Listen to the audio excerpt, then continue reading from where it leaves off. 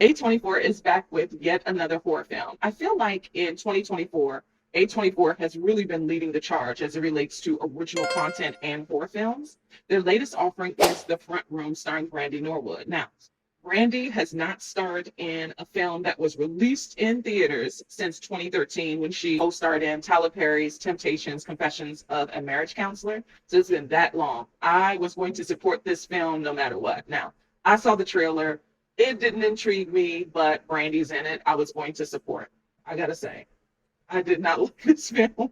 I did not like this film. I feel like the trailer was misleading and I didn't like the writing. The script lost me so early on. This film was co-written and directed by Sam and Max Eggers. They are twin brothers and happen to be the brother of Robert Eggers from The Northman, my favorite movie of 2022, The Lighthouse, which the twins wrote, and of course Nosferatu, which is coming out on Christmas Day. Starring alongside Brandy are Kathryn Hunter, who did a fantastic job in this film, and Andrew Burnham. Now, Brandy and Andrew star as a couple struggling financially. They are pregnant, expecting their first child after having a miscarriage, and excited about bringing this life into the world. But because they're struggling financially, they're just about willing to do anything. And that anything is having an estranged stepmother of her husband, Brandy's husband, having this estranged stepmother who is very problematic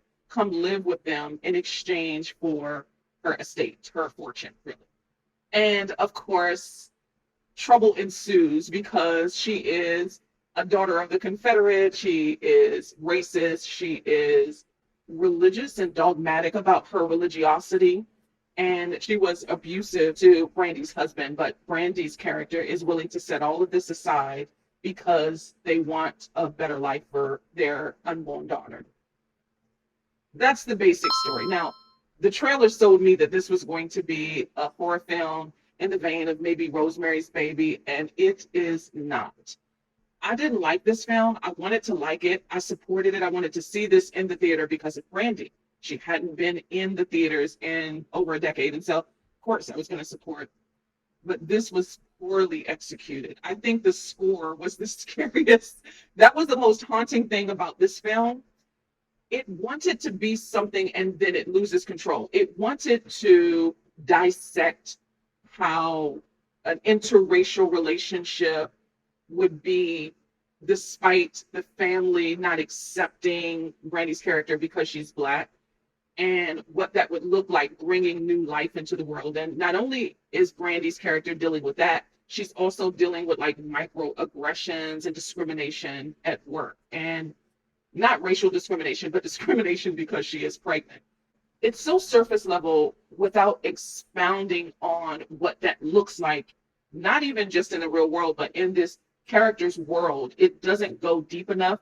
And then it gets lost in like, it wants to be a horror. There's really no jump scares. There's really nothing horrifying other than this situation that this particular character is in because she's willing to sacrifice or overlook, rather, all of that because she needs to benefit financially to raise her child, to bring up a child in this situation. I was yearning for something else, not even something deeper, but something else. And I went in with an expectation that this was going to be a horror film because of the trailer and because it's really a dark comedy.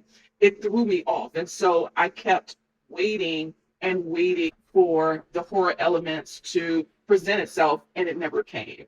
And so it was deflating to continue on trying to figure out what type of movie, what genre, what story this really wanted to tell, because it abandons what it built on in the first act. And so I have to start navigating another story with characters that I felt were dealing with a different issue. I feel like the script was poorly executed. They wanted to put in so many ideas and they just couldn't execute them properly. I think they were out of their realm, and there is literally no chemistry between Brandy and Andrew at all. And this type of film had to build on their chemistry because this is a couple from different worlds, you would think, because they're in an interracial marriage and they're about to bring in this their daughter into the world.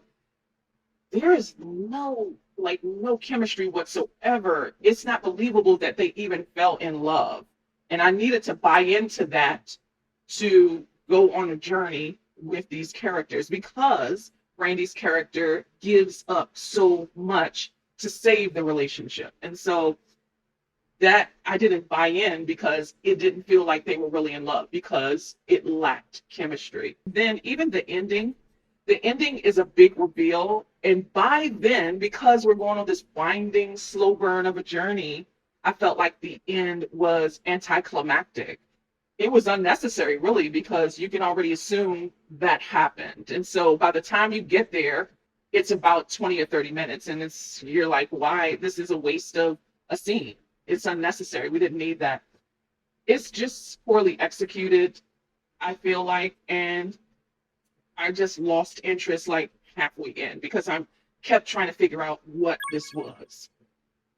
Listen, as I said, Kathryn Hunter did a fantastic job with her performance. She was really good.